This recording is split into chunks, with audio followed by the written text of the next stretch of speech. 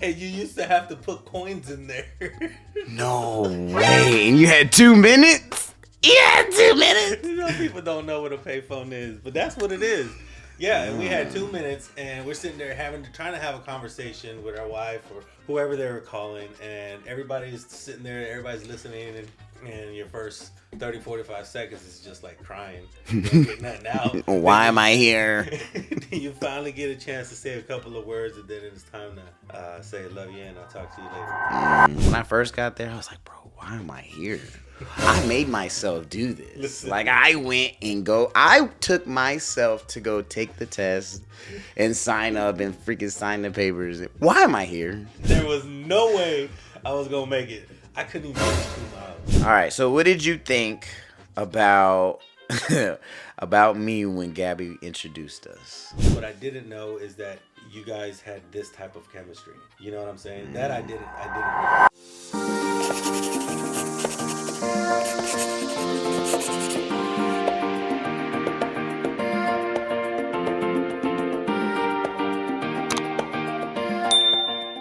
What's going on, everybody? Welcome back to another week of Mom Said, Dad Said. You got your host. Well, damn. I got you. Appreciate you. You got your host, Jay Kelly, and we have a special guest with us here today, Raimundo Puig. Nah, but hey, we got the best realtor in Clarksville, Tennessee, right here with us. We're gonna do some interview questions with him, and yeah, let's go from there. All right, so Raimundo, he's my father-in-law. Yeah. Damn, maybe I shouldn't have done this when I was high as shit. Man, so hey, everybody always wants to know exactly like how crazy we get when we get together, bro. My eyes can't even like stay open. I'm tired. It's bright. All these lights in bright my in here. eyes. This place is huge.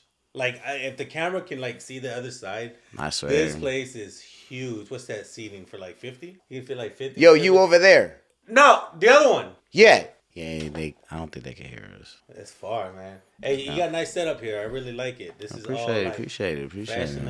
I'm trying. We trying to make it. This is fun. We want to put some new stuff in here, new decorations, make it real nice. Man, so let's get into it, let's bro. go. So we both served in the military, of course, at different times. I think it was when I met Gabbie. That's when I decided that, hey, for me to take care of my family, I gotta do something, and it was to join the military. So, how was joining the military around your time frame? So yeah, it was definitely a different. I would say a different type of military. For those that don't know, the military, there was when I was in a couple of different uniform phases that we went through. Oh yeah, I remember. I always used to see, man, it was a different type of uniform changes. I was like, man, I want to be like that. I want to change. I want the black ones. I want the night vision ones. The ones that glow in the dark. Yeah. So I started off with the BDUs, which is the green jungle uniform, and during that time, it was just completely different. Like how was basic training? Did y'all have the shark attack, and do you think it's worse? Like no, hell no.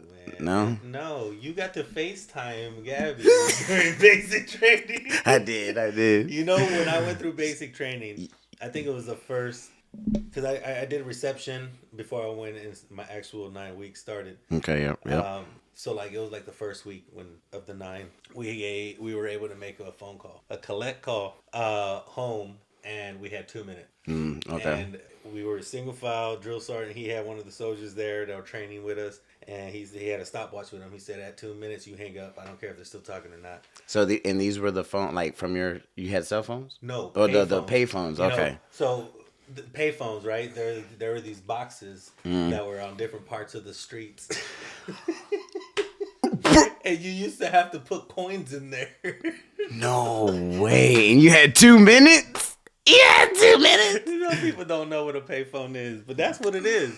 Yeah, and we had 2 minutes, and we're sitting there trying to have a conversation with our wife or whoever they were calling, and everybody's sitting there, everybody's listening, and your first 30, 45 seconds is just like crying. You don't get nothing out. Why am I here? Then you finally get a chance to say a couple of words, and then it's time to say love you and I'll talk to you later. Mm-hmm. But yeah, it's completely different. I think it's completely different, and I think it's showing. It's just it's quiet. Not many people are being vocal about it. Mm-hmm. I would say like when I first joined, just like that same scenario, we did the same thing. Except, of course, we had our cell phones this time. And we had a script to read. And then as soon as the script was done, hang the phone up. Couldn't say nothing. What do you mean your script? It was like a little, hi, this is Jay. I made it. I'm good. I'm in. You got to let them know what unit or your company that you're in. You gave them like a video message? I swear, bro. And then after that, click. Do you remember I hung up on you? And she was probably like, What did you say when I hung up on you? Oh, okay. Bitch. Motherfucker. Fucking hang up on me. Bitches are there. Oh, there's a Toxica. Like my mother, like daughter. Mm-hmm. But yeah, it's different. It's completely different. It was a lot more rough. I think everybody knew what their jobs were. There wasn't no questioning really much. Now it makes it difficult for the NCOs in the military to do their jobs right now. So it's different. Yo, how was your drill sergeant when you first saw him? So I had one. He was the senior drill sergeant. This guy, he was like one of those guys that didn't have friends. You know what I mean? So he was one of those mean ones. He tried to be mean. Or those but he dickheads. was probably on the debate team in high school. You know what I'm saying? He did the ROTC debate team. Probably was on the chess club too. And then he joined the ranks, military, made it up to sergeant first class, and got a little bit of money and bought himself a little Evo. He was sporting it on y'all. Nah, but this guy was like mid-40s.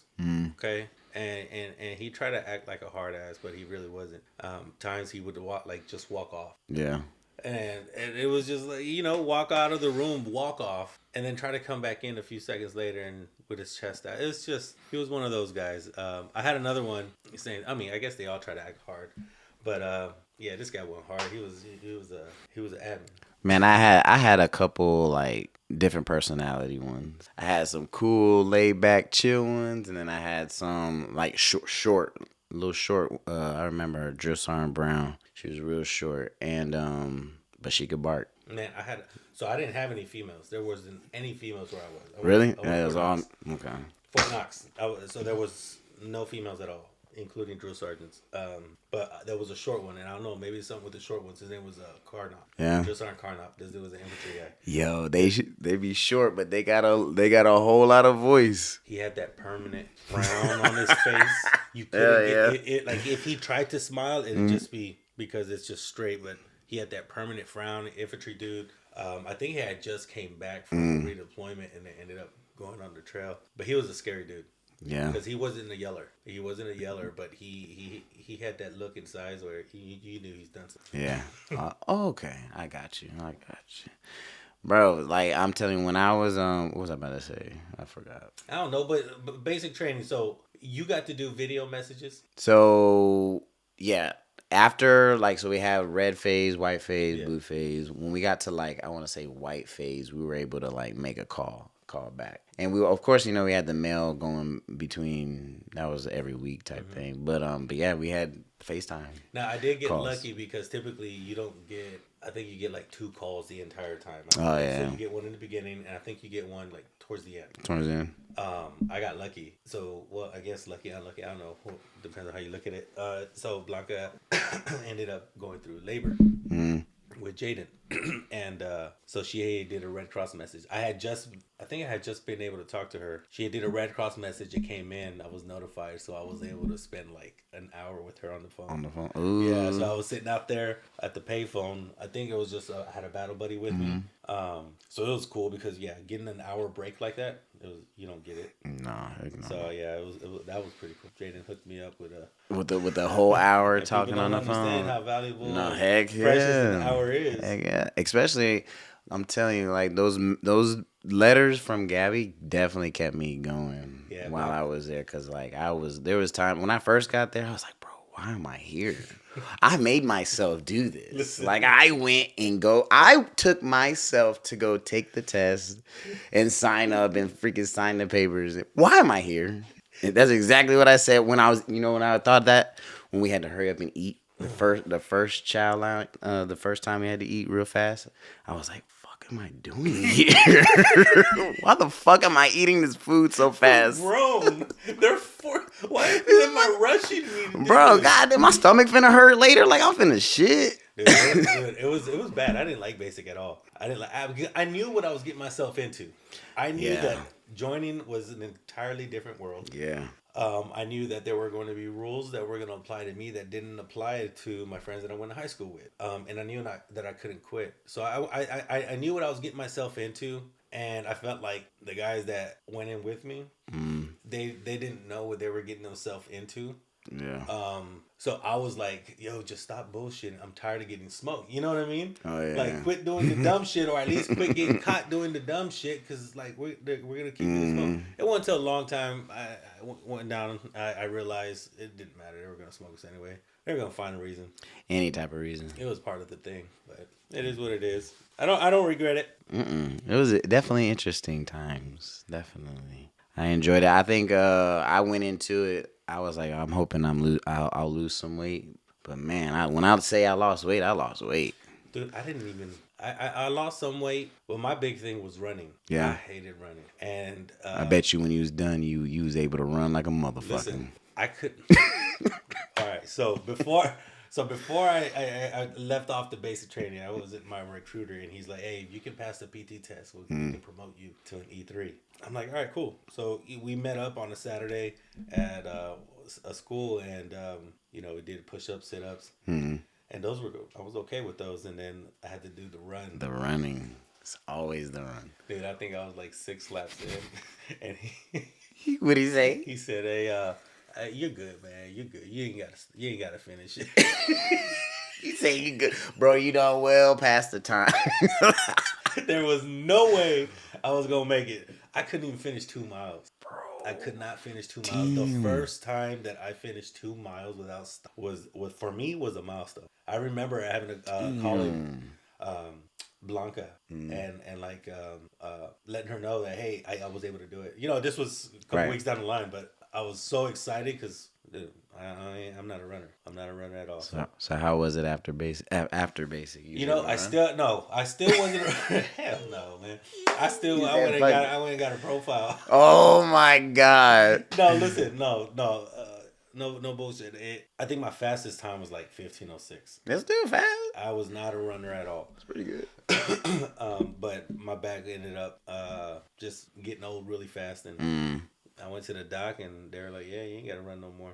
Well, they said in different words, but I had that little profile that was like, "Yeah, you ain't gotta run no more, buddy." So I'm like, bro, cool. I swear, I always push myself like to the max on those damn PT tests for what, bro? I always kill myself, bro. Literally, why do I need to run a 13.2 mile? Oh, the faster you run, the better leader you are. Why? At least that's what they think. Dude, we had a platoon sergeant in Korea. This guy ran a 2 mile. It's got to be 8 minutes. I believe it because I seen somebody do like 10. Yeah, he was like a stupid runner. Yeah. Like that was his hobby. Weird, but that was his thing, and he can run. And everybody looked at him as just like a great leader, right? Man, he didn't have no dumb rocks. Like that's all he could do was run. That's it. He was a PT stud. You give him 10 troops and then give him an assigned task and have him executed it. Nah, something's gonna get jacked up. But he can run though. That boy can run an 8-minute 2 mile. That's wild. That's like stupid fast. Yeah. I had another guy in my unit. He was from Kenya, and that dude, his name was Kimbo. dang, Kimboy. Yeah, Yeah. he ran 8 minutes. He was crazy. He would go run the 2 mile, complete it, then go back to help his battle buddies finish it off. You know, I always found that fun. Look, check this out. So I would finish, right? And it'd be where, you know, I have my battles out there. And it's like, look, big dog, I'm tired, bro. I ain't finna come back out there for you, dog. Yeah, I'm tired, no. I ain't coming out there. Nah, but I'll go out there, though. And run with them a little bit. So I feel like basic training was a real fun time, as far as like somebody there's some crazy story and everybody's cycle. All right, so we had this dude named McCants. If you're watching, I hope you are. All right, so we had this dude named McCants. His last name was McCants, and then we had this little short dude. Man, I forgot his name. Dang. Anyways, so we had this little short dude. McCants. He lost his wallet. You know, like he didn't have one of those that hang around the neck. we had something like that, but he lost his actual personal wallet with all his like cards and stuff in it. So of course, everybody we all had to do everything together. We looked around the whole bay and everything, and then we had to stand total line. And drill sergeants went in, destroyed the whole freaking bay. The whole bay. Still couldn't find him. Bro. They were talking about calling the cops, having like the dogs and everything. I'm telling you, everything. They were doing the most, bro. They had us come downstairs at formation. We were standing there for like, I would say, hours. Then the cops actually did come. Bro, we went back upstairs. Why was his wallet in his drawer under his bed, bro? So, you know, for people like that, we used to put a bar of soap in a sock and take care of business in the middle of the night. The short dude I was telling you about, bro, when the drill sergeants left, bro, he stole on dude. But yeah, he stole on him. Like, everybody was mad at him because his wallet was in his thing the whole time, like in his possession the whole time. And we did all this, tore up everybody. They got him. Everybody shit. Yeah. Well, I mean, that's what some people learn. And then I don't know. I think the drill sergeants turned the other way. They probably did. They probably did. I'm telling you, cause that. All right, so look, I'm gonna tell you mine. This was a funny story. So white phase, when we go out to the range, right? The first thing you do is we went out there. We had to zero our weapons, so we had to align our front rear sights to our sight picture. So this range had about 50 firing lines. It was a long. That's all it was, just zero range. So there's like 50 lines, right? But there's a bunch of us. Luckily, I was one of the first groups to go. So I go up there. I get my first 6 shots in there, and I'm able to group. So I get off the range. And long story short, there was lots of people there that were getting just smoked left and right. They're getting caught falling asleep or messing around, playing around. And I didn't want to get busted, but I was tired. I was so tired. Now, over there, Fort Knox is an old base, so they had outhouses. The outhouses were so old that they condemned them. You could not go in them, right? They had like a tape. We had to use the porta-johns. And so I walked past the outhouse, and I got a whiff of the smell, and it was bad. It was moldy. Like, so poop, right? Like porta potty. Oh, the porta potty. Okay. Rotten porta potty. It was bad. And I caught a glimpse of my silhouette and my shadow, and I could, I realized, I'm all kitted out, pro mask and everything. So I took my pro mask out. I put my pro mask out. I threw that motherfucker out. I went inside the outhouse, and I sat down. I threw my Kevlar back on. I kicked my feet up, and I was racked out. I was racked the hell out. I didn't smell shit. I had my gas mask on and everything. Hey, but what's funny is I woke up and I look out to the right, and the door was there, and all I saw was 2 people standing there. One guy had a beret. We didn't wear berets. And the other guy had a big old fucking... Got him. They got me, man. They caught me in there sleeping, and they smoked my ass, man. They smoked my ass. Fucked you up, boy. Fucked you up. That's funny.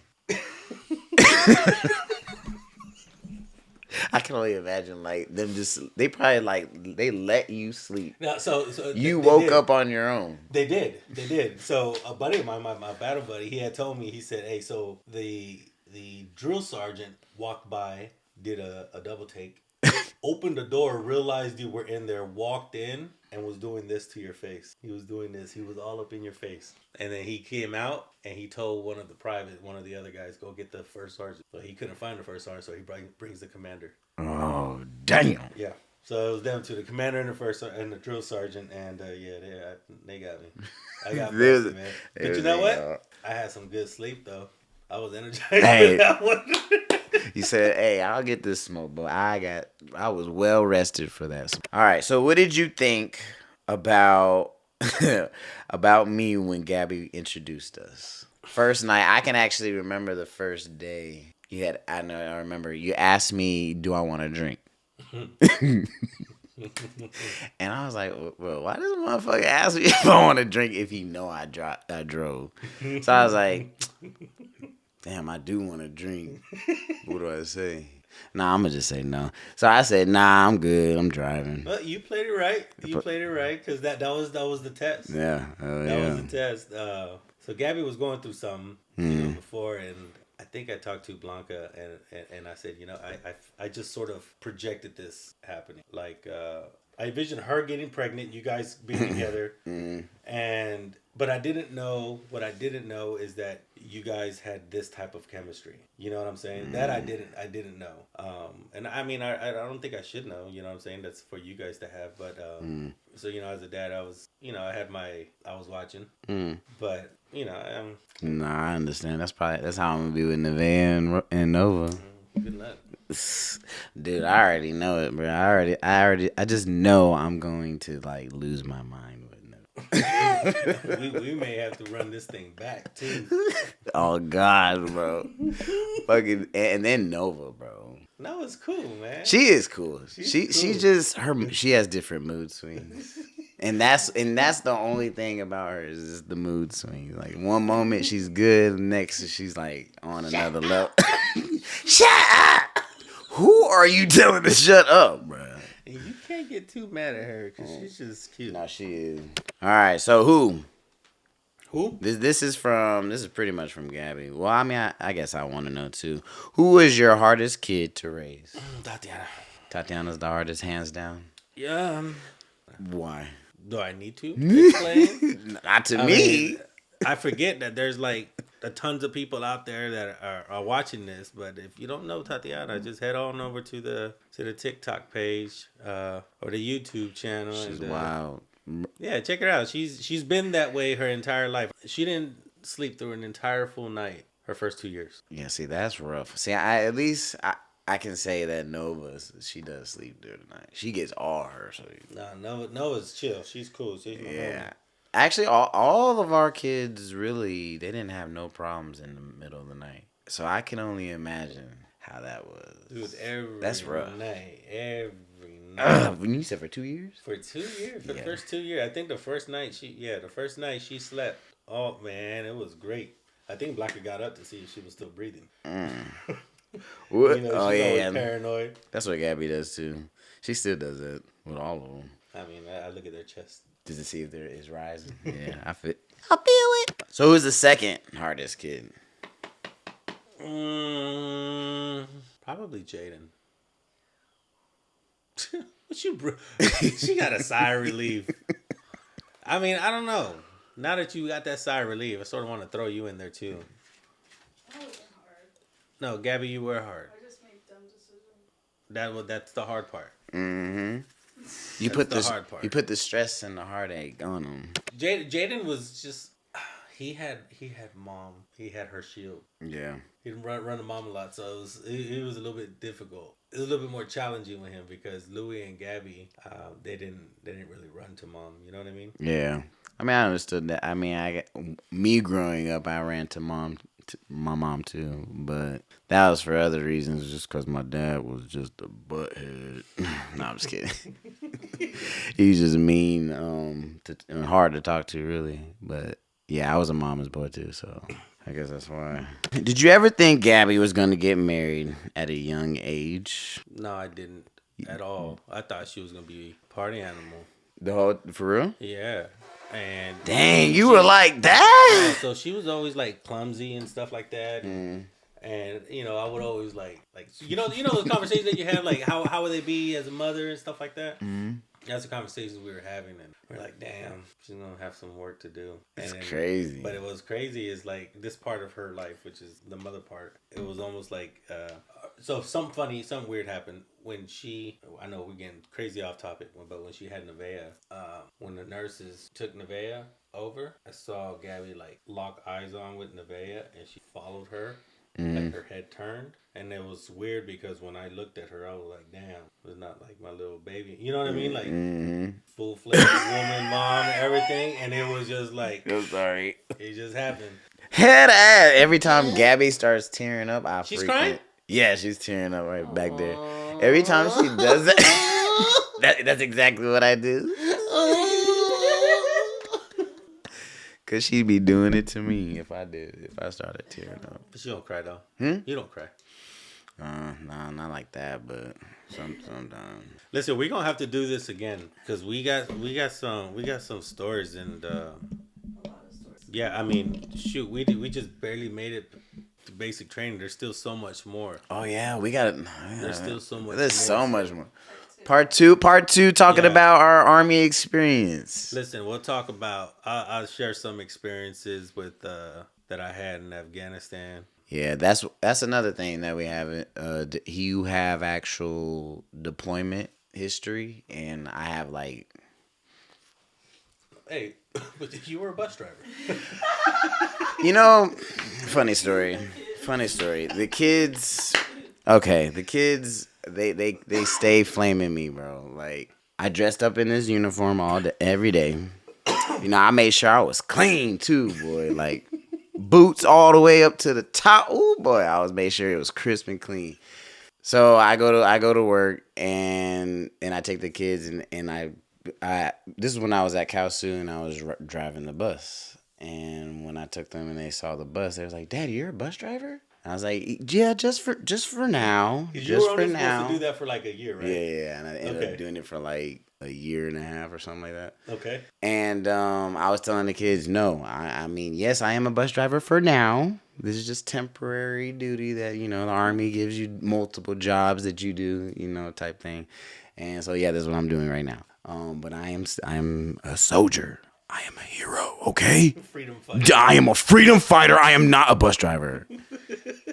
Every time we drive back past the buses or anything, hey, Daddy, it's your bus. Aren't you a bus driver? No, you know which one I remember? That's funny. When I think it was a Facebook or a TikTok live.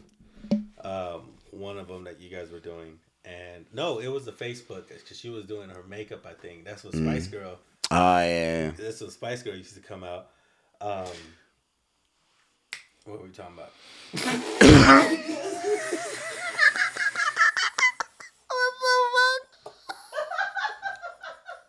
I swear, I do the same shit. I be forgetting what the fuck I said. Wait, hold on, help me out. With the bus driving. Oh yeah, the bus driving. Yeah. So we were on live, and a couple people were hitting the comments, and one of the comments, somebody asked if you were in the Army. Oh, what do I do? And, okay. Or what do you do? Or if you were in the Army, and your response was, "Yeah, I'm in the Army. I'm a soldier." Jeremiah comes around. Dad, you're a bus driver. So I'm telling you right now, the kids, if you go upstairs and ask them, they will say that I was a bus driver. You wore that uniform every day. Wore the uniform every day. But you're a bus driver. I'm a bus driver. Hey, look, Toxica's getting me. Oh boy. All right, guys. Hey, we're gonna wrap up today's episode of Mom Said, Dad Said. Thank you for tuning in. Hey, stay tuned for next week's episode. Until next time. Man, you getting good at this. Trying to. Natural. Trying to. Cut. Cut scene.